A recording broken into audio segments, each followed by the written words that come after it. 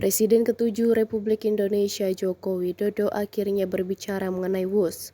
Sosoknya memang ditunggu-tunggu untuk memberikan tanggapan terkait proyek di masa kepemimpinannya itu yang kini menjadi polemik setelah disebut terlilit utang triliunan rupiah. Dilansir dari Tribun Solo, Jokowi mengatakan proyek kereta cepat Jakarta-Bandung itu dibangun bukan untuk mencari laba, namun untuk mengatasi masalah kemacetan di ibu kota. Dia lalu menjelaskan prinsip dasar sebuah transportasi massal atau transportasi umum adalah layanan publik, bukan mencari laba. Meski saat ini jadi polemik karena merugi, namun menurutnya keuntungan sosial sudah dirasakan masyarakat mulai dari meningkatnya produktivitas hingga waktu tempuh yang lebih singkat.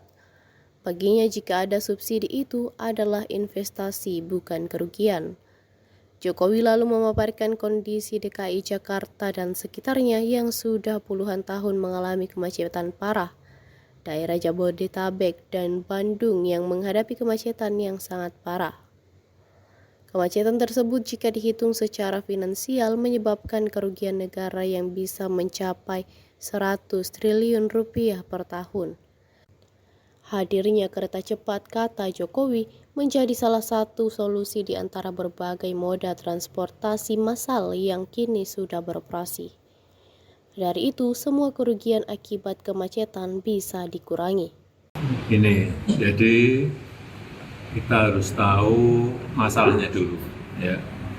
Di Jakarta itu kemacetannya sudah parah. Ini sudah sejak 30 tahun, 40 tahun yang lalu, 20 tahun yang lalu. Dan Jabodetabek juga kemacetannya parah. Termasuk Bandung juga kemacetannya parah. Dari kemacetan itu, negara rugi secara hitung-hitungan. Kalau di Jakarta saja kira-kira 65 triliun per tahun. Kalau Jabodetabek plus Bandung, kira-kira sudah di atas 100 triliun per tahun.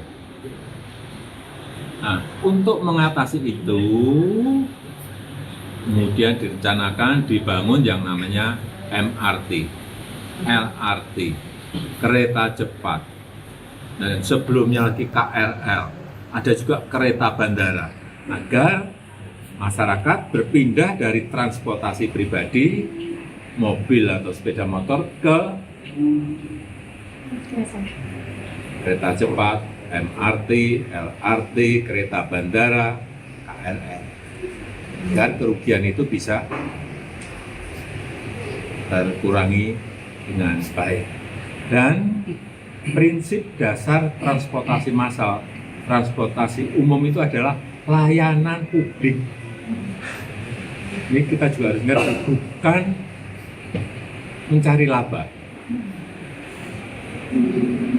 Jadi sekali lagi, transportasi massal, transportasi umum itu tidak diukur dari laba, tetapi adalah diukur dari keuntungan sosial, social return on investment. Apa itu? Tanya, pengurangan emisi karbon,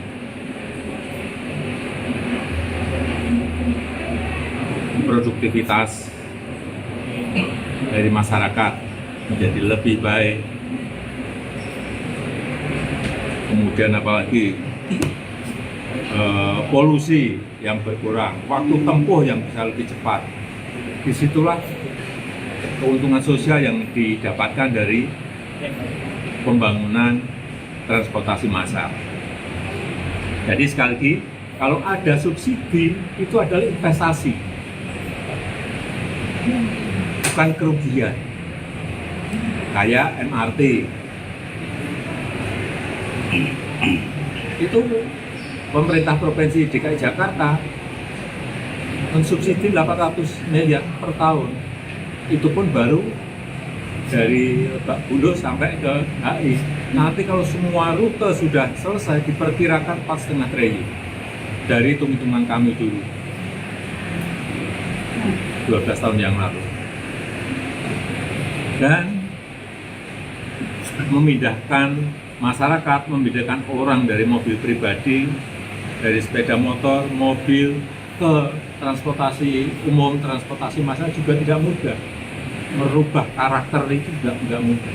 Tapi yang kita lihat, MRT itu sukses mengangkut penumpang sejak diluncurkan itu sudah 171 juta penumpang. Kereta cepat sejak mulai meluncur sampai sekarang sudah mengangkut 12 juta orang dan yang lain-lainnya. KRL saya belum punya data, LRT saya belum punya data. Tetapi dari MRT tadi 171 juta penumpang,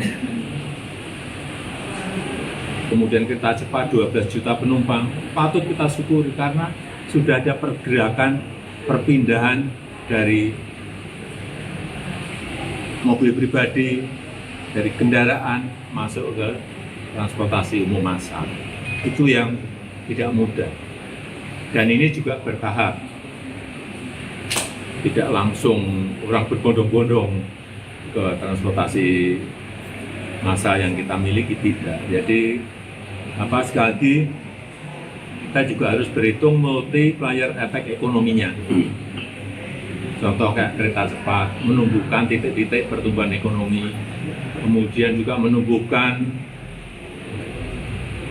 UMKM, warung-warung yang berjualan di titik-titik pertumbuhan ekonomi baru itu. Kemudian wisata juga di Bandung saya kira dengan adanya bus juga bisa meningkat dengan baik nilai properti juga naik karena adanya bus. Saya kira kemanfaatannya seperti itu. Dan sebagai pembanding, kalau kita lihat transportasi massal di negara yang lain juga sama, hitungannya pasti adalah itu hitungan investasi, baik di Korea, China, di Jepang, di Eropa, seperti di Metro Paris itu subsidinya juga hampir 50%. Di London Underground, di metronya London juga sama, subsidinya hampir mencapai 50%. Itu sesuatu yang memang harus kita lakukan. Artinya kalau untuk hitungan kerugian itu sudah diprediksi Pak Jokowi sebelumnya, Pak? Itu pun kalau penumpangnya sekarang per hari kan kayak bus itu sudah 19.000 dan sudah mencapai penumpang sampai 12 juta penumpang. Itu kalau setiap tahun naik orang berpindah, ya kerugiannya akan semakin mengecil. Ini kan baru tahun pertama. Mungkin diperkirakan EBITDA-nya juga sudah positif dan diperkirakan akan lebih turun lagi setelah 6 tahun. 6 tahun. Kalau untuk perkiraan, karena ini tergantung perpindahan orang ya dari transportasi pribadi ke transportasi massal. Kalau tanggapannya yang kerugian bus ini tidak ditanggung APBN seperti apa? Itu kewenangan pemerintah. Saya nggak mau jawab. Download Tribun X sekarang, menghadirkan lokal menjadi Indonesia.